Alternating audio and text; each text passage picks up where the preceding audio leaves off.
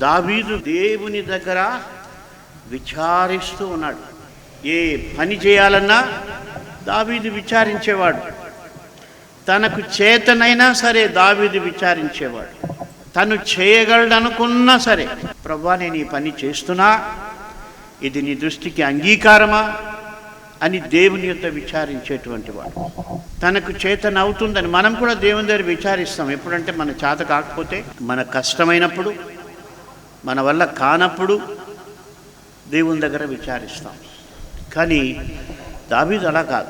తనకు చేతనైనప్పటికీ, యుద్ధంలో విజయం పొందినప్పటికీ మళ్ళీ ఇంకోసారి యుద్ధం వస్తే దేవుని దగ్గరికి వెళ్ళి ప్రభువా నేను వెళ్ళుదునా వద్దా అని విచారించాడు. కాబట్టి మనం దేవుని దగ్గర విచారించడం అంటే దేవుని వాక్యముతో మనం విచారణ చేయాలి. నేను చేస్తున్నది కరెక్టా కాదా, వాక్యము దీనికి అంగీకరిస్తుందా లేదా.